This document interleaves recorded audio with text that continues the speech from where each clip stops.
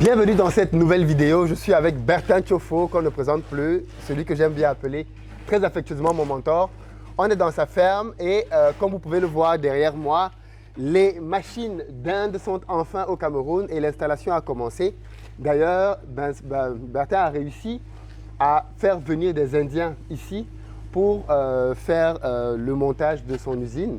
Il va nous expliquer dans quelques instants comment va fonctionner cette usine, qu'est-ce qu'on est en train de voir ici et pourquoi vous devez absolument vous aussi vous lancer dans l'industrie. D'ailleurs, je le rappelle bien évidemment, deux infos importantes. La première, c'est que nous avons deux masterclass avec Bertin tous les deux dimanches avant l'événement. Donc, ce dimanche, 19h, heure de France, et dimanche prochain, 19h, heure de France, nous aurons une masterclass au cours de laquelle Bertin va vous expliquer ce que vous devez savoir avant de vous lancer dans l'industrie. Et croyez-moi, il y a beaucoup de choses à savoir.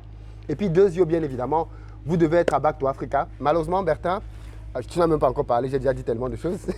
Bonjour Bertin. Bonjour Philippe, comment tu vas? Ça va bien, ça va bien. Okay. Je disais, malheureusement ou heureusement, ta première masterclass est déjà complète et beaucoup de gens se battent pour avoir des places dans la deuxième masterclass. Donc, si vous voulez avoir votre place dans la masterclass de Bertin, dans laquelle il va parler de fiscalité, parce qu'on s'est rendu compte que c'est un sujet qui intéressait beaucoup les gens. Comment faire pour ne pas payer ou payer très peu d'impôts pendant la mise en œuvre d'un projet industriel, mais aussi pendant sa vie, pendant au moins 5 voire 10 ans. Est-ce que tu peux nous en dire un peu plus? Pourquoi c'est important? Très important, mais Philippe, oui. Le but, ce n'est pas de ne pas payer les impôts. Non, mais au début. Non, c'est de profiter des avantages que les États mettent à notre disposition. Si tu veux. Voilà, pour profiter. Surtout, enfin, oui, et on doit payer nos impôts. Non, mais le moment, non, voilà. il faut qu'on soit clair là-dessus. Voilà. Si l'État lui-même met des facilités, c'est pour inciter les gens à se lancer. Exactement. Non, mais donc, c'est de ça qu'il s'agit. Vraiment expliquer aux gens, voilà, et parler surtout de moi. Bien sûr. De ce que j'ai eu comme avantage, ce que j'avais négligé au départ. Combien tu as perdu au départ. Voilà, et ce que je gagne en montant ces usines-ci, parce que je peux te rassurer, Philippe, toutes ces machines qui sont là, tous les conteneurs qui sont arrivés ici, on n'a payé rien à la douane. 0 franc. Voilà, donc, vous explique. Et ça, dans de précédentes usines que tu as montées, tu avais payé? J'avais payé énormément. Par ignorance? Oui, par ignorance. Donc, les amis, venez à la masterclass avec Bertin pour comprendre, peu importe votre pays, parce qu'en fait, la quasi-totalité des pays africains proposent ce genre d'avantages. C'est juste que comme Bertin avant, nous nous lançons avec beaucoup d'ignorance et nous le payons très cher. Donc, venez, le lien pour la masterclass de Bertin sera disponible dans la barre de description. J'espère que quand vous allez suivre la vidéo, il y aura encore des places. S'il n'y a plus de place, on va mettre complet. Mais j'espère vraiment que vous aurez encore la possibilité de venir suivre la masterclass de Bertin. Mais de manière globale même, tout son passage à Back to Africa, pendant lequel il va avoir 2 présentations de 45 minutes, qu'il trouve peu, mais je trouve que c'est beaucoup. 2 présentations de 45 minutes. Qu'est-ce que tu vas nous expliquer à Back to Africa pendant tes 2 présentations?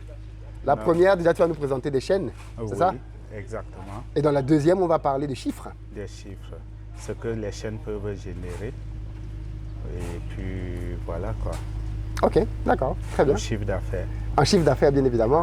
Il va être très transparent, hein, combien chacune des chaînes qu'il va présenter génère. Les coûts d'achat. Les coûts d'achat, bien sûr. Et où on peut trouver certains. Oui. Et à partir de combien on peut investir dans une industrie.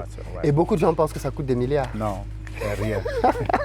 On va en parler, Philippe. On va en parler, mais les prix pour acquérir des machines ne sont pas vraiment ce qu'on pense. Mais surtout, ce que vous allez aussi apprendre, c'est que parfois, on se trompe en pensant que le plus cher, c'est le coût de la machine. Alors qu'il y a d'autres coûts cachés que l'on néglige. La machine ne coûte presque rien. Hein. Ah, voilà. Surtout que les banques même donnent en leasing. Les banques... Ça veut dire que si l'idée est déjà bonne, tu n'as même pas à débourser 5 francs pour avoir ta machine. Donc même les banques, même si elles coûtent n'importe combien, la banque va t'acheter ça et te donner en leasing. Tout à fait. Et on parlera donc bien évidemment de comment obtenir des financements bancaires, exactement, même quand on n'a pas soi-même beaucoup d'argent à mettre sur la table. C'est vraiment un événement auquel je vous convie, que vous ne devez absolument pas manquer du tout. Je suis arrivé au Cameroun hier parce que je voulais venir voir comment les travaux avancent ici et rencontrer 2-3 partenaires qui seront à Back to Africa cette année. Donc Bertin, entre la dernière fois et aujourd'hui, il y a eu beaucoup de changements. On peut le voir là, l'usine commence à prendre forme. On voit beaucoup d'équipements au sol qu'on a vus en Inde et qui sont maintenant au Cameroun. Ici, on est dans une usine de transformation de manioc en farine de manioc. Exactement. C'est bien ça. Panifiable. Panifiable. C'est-à-dire que c'est de la farine Pâtissière. ce qui est très différent des farines qu'on fait au quartier. Ça s'appelle farine, mais en fait, elle n'a pas vraiment les bonnes propriétés. Et l'une des contraintes qu'on a ici, c'est que tout ce qui va entrer dans cette usine, comme manioc, doit avoir été cultivé maximum 6 heures avant.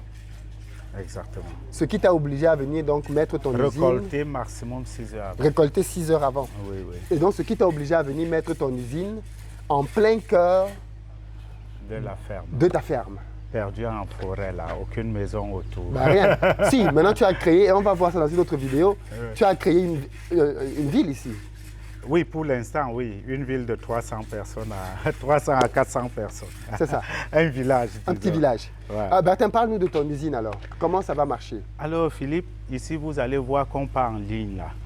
Parce que si on va aller plutôt en avant. Oui. Donc, le premier bâtiment que vous voyez, c'est pour le nettoyage. Là où ils sont en train de faire la dalle encore. Hein? Oui. Voilà, c'est pour le nettoyage uniquement. Nettoyage du manioc. Hein? Donc, le manioc arrive là, oui, ça juste arrive là où il y a le camion blanc. Voilà. Donc, ceux qui nettoient seulement ne viennent pas de ce côté. OK. Et de ce côté, ce bâtiment, c'est pour écraser, Okay, c'est-à-dire broyer. Nettoyer et ensuite broyer. Dans ce tu bâtiment, enlèves la peau ou tu gardes la peau? Non, on enlève la peau pour l'instant. Okay. Parce qu'on est en train d'expérimenter quelque chose. On veut une farine qui va adhérer dans la farine de blé. De blé, oui. Oui, on va commencer par enlever la peau. Mais la peau sera vendue, la Turquie en demande. Ah, la Turquie demande la peau de... Peau. Et qu'est-ce qu'ils vont, tu sais ce qu'ils veulent faire avec? Non. Ils ne disent pas. Ils ne disent pas. Voilà. Donc, ils ne disent pas pour le moment. Oui. Mais quand on va entrer en partenariat, on saura pourquoi ils veulent la peau de manioc. La peau de manioc, voilà.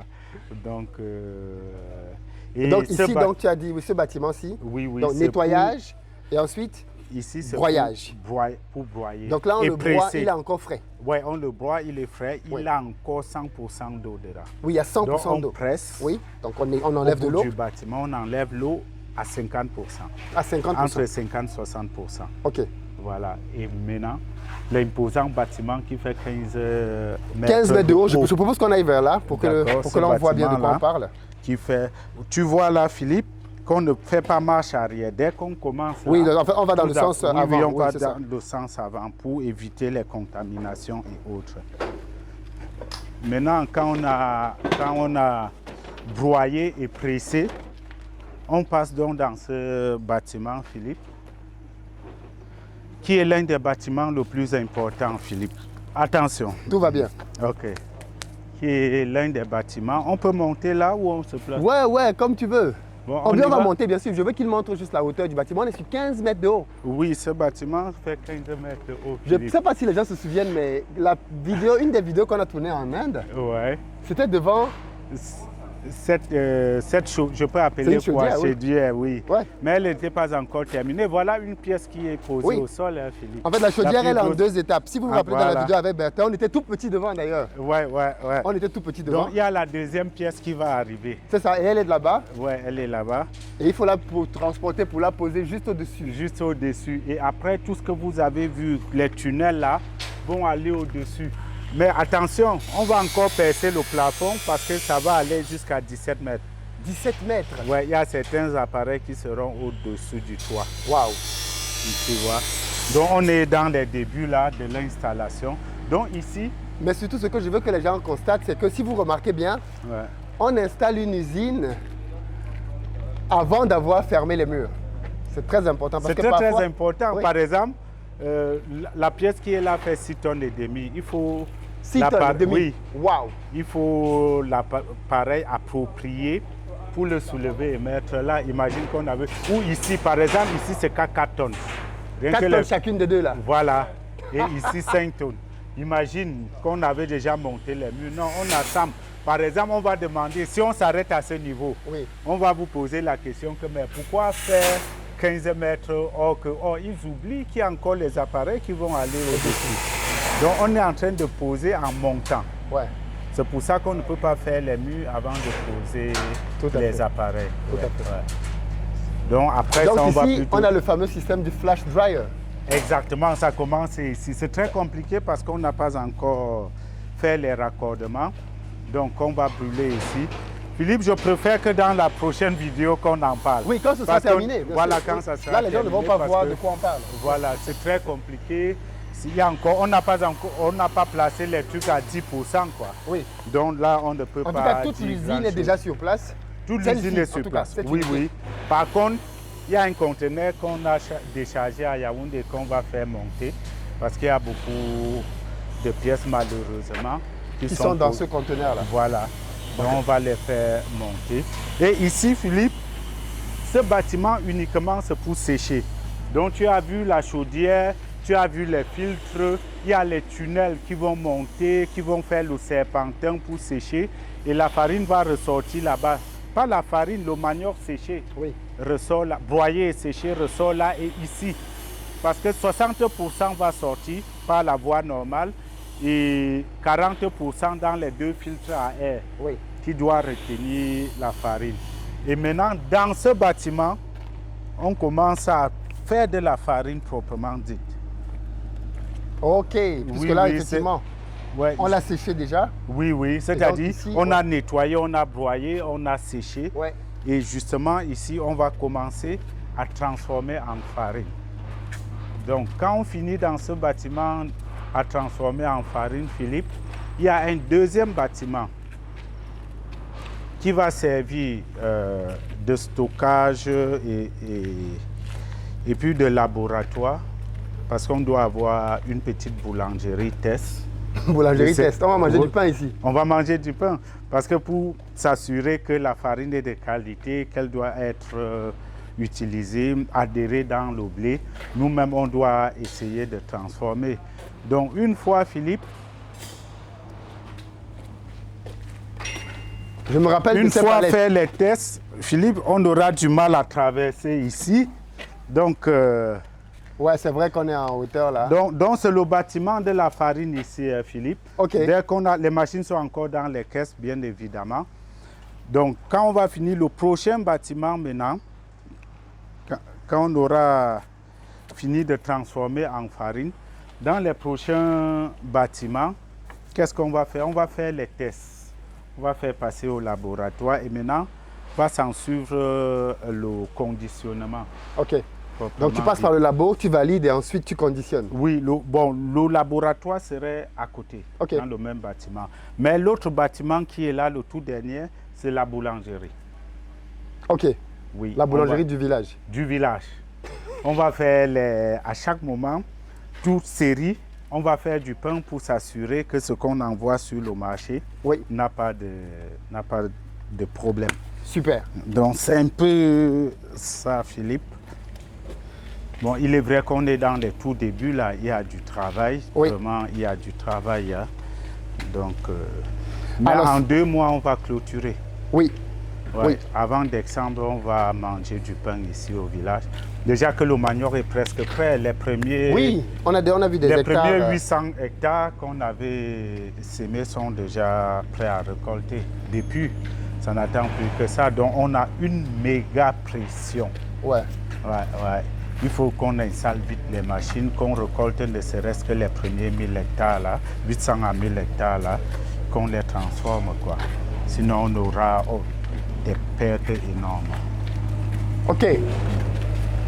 Donc vous voyez comment les gens sont à pied d'œuvre pour essayer de soulever, adhérer, mettre à la virgule près, là où il le faut, parce que tout est déjà fait, tout a été conçu en Inde, il faut juste assembler. Quoi. Ok. Et donc si tu as ce petit groupe-là qui te sert générateur, générateur pour installer, mais après on aura les très grands groupes. Très grands bien sûr, parce que tu vas fonctionner. Alors tu m'avais dit que tu allais fonctionner en mixte, c'est-à-dire solaire et... mais au démarrage, Philippe, ce n'est pas un aveu de faiblesse, mais le projet a pris déjà 2 fois ce qu'on avait pensé au départ. Ouais. Donc, l'énergie solaire va venir après, quoi. Ouais. C'est c'est un projet de l'import-substitution demandé par l'État. J'avais cru au départ qu'on devait vite avoir un soutien, mais on ne l'a pas eu. Et du coup, ça pèse. J'imagine. Oui, ça pèse. Mais ça va aller. Il faut que ça aille. On n'a pas trop le choix. Tout le monde te regarde. Même ceux qui ne te veulent pas du bien te regardent. Mais non, ça va aller. Toutes les machines sont là. On est en train d'assembler et puis voilà. Le manioc est déjà prêt au champ. Donc on ne voit pas pourquoi on ne doit pas y arriver. Tout est sur place, même la boulangerie, tout. Mais je rappelle que c'est toute une petite boulangerie, il y a 70 pains en 45 minutes. C'est juste pour le village. C'est une boulangerie test. Et il faut rappeler aussi que le but derrière ce projet, c'est de multiplier ce genre d'unité. Parce que ça, c'est une unité pilote. Elle est pilote. Le but, si on le veut bien, Philippe, tu sais qu'on a déjà, on voulait mettre 5 en même temps. Oui. Il y a une qui doit aller à Yaoundé, une à l'ouest, l'autre dans le littoral. Et après, parce qu'une unité comme celle-ci ne peut que traiter autour de 2000 hectares de manioc. Mais pour atteindre les objectifs du gouvernement, il faut faire au moins 300 000 hectares de manioc. Donc tu vois qu'il faut au moins plus de 200 unités de transformation comme celle-ci. Tu vois un peu, donc ce n'est qu'un début. On espère que ça va aller et qu'on aura le soutien à côté ou les gens qui vont venir nous donner les coups de pouce pour qu'on avance suffisamment avec le projet. Alors je rappelle, Bertin l'avait déjà dit, mais si vous êtes intéressé, la production de manioc est quelque chose qui va être très important dans le cadre de ce projet. Donc il y a toujours la possibilité d'avoir une ferme pas loin pour pouvoir produire du manioc qui va entièrement être racheté par la ferme de Bertin. C'est un moyen bien évidemment de faire du business sans avoir besoin de vous préoccuper de l'écoulement de vos produits, ce qui est l'une des phases les plus importantes. Ici, vous êtes sûr que vous avez déjà quelqu'un qui va récupérer tout ce que vous allez produire, à condition bien évidemment que vous ne soyez pas très loin de cette zone pour pouvoir ramener votre manioc ici assez frais. En sachant que, comme il a dit lui-même, l'idée, ça va être avec le temps que chaque fermier puisse avoir sa petite unité de transformation. Pas besoin d'avoir quelque chose d'aussi grand, mais que chacun puisse avoir sa petite unité de transformation au pied de sa ferme pour pouvoir produire son manioc, transformer ça en farine et le mettre à disposition des pâtissiers pour pouvoir faire de la farine d'après les directives que le gouvernement camerounais aujourd'hui s'est fixé et qui, il faut le préciser, sont déjà applicables dans d'autres pays africains comme le Nigeria. Exactement. Ce n'est pas un projet... Même le Congo. Même le Congo est à 20%. Est déjà à 20% de manioc. Donc, la crise ukrainienne au moins aura eu cet avantage, c'est de faire prendre conscience de manière encore plus accrue à nos dirigeants et à nos gouvernants qu'on ne peut pas dépendre autant d'une céréale qu'on ne produit pas. Il faut diminuer cette dépendance-là et qui sait peut-être que par la suite même, penser à produire du blé en Afrique si on veut vraiment continuer à l'utiliser. Merci beaucoup Bertin pour cette petite visite. On reviendra et bien évidemment, comme d'habitude, on ne reconnaîtra pas l'endroit parce que ça aura complètement changé. Effectivement. Et ce sera métamorphosé. Donc beaucoup de courage à toi. Et puis rendez-vous à Back to Africa. Dans 2 semaines. Dans 2 semaines. Le compte à rebours a commencé. Le compte à rebours est clairement lancé. D'ailleurs, petite précision, mais ça on en parlera à Back to Africa avec les gens qui seront sur place. À partir de l'année prochaine, je vais organiser tous les mois un voyage business en Afrique avec un groupe de personnes bien précis pour vous amener à vivre de manière immersive la réalité du business en Afrique. Bien évidemment, on viendra sur ce site quand on viendra au Cameroun, on ira sur certains de mes sites, on ira sur des sites d'autres industriels aussi, mais pas que des gens qui sont dans l'industrie. Le but étant pour moi de vous permettre d'avoir une immersion totale en Afrique. Je pense que certains d'entre vous veulent se lancer, mais rien ne vaut le terrain. Et à Back to Africa, je vous expliquerai bien évidemment comment faire pour intégrer ce programme pour que vous aussi vous puissiez venir avec une délégation, pas très nombreuse, peut-être une dizaine de personnes, pour passer une semaine sur le continent africain, Cameroun, Côte d'Ivoire, Sénégal, Bénin, Togo, en fonction de là où on aura déterminé qu'il est pertinent d'aller, on vous amènera en immersion. Ah, donc je les laisse ça que de et passer du temps avec eux. Non, c'était une façon de blaguer. Nous, on a encore beaucoup de choses à faire. Je veux qu'on t'accompagne. Appelle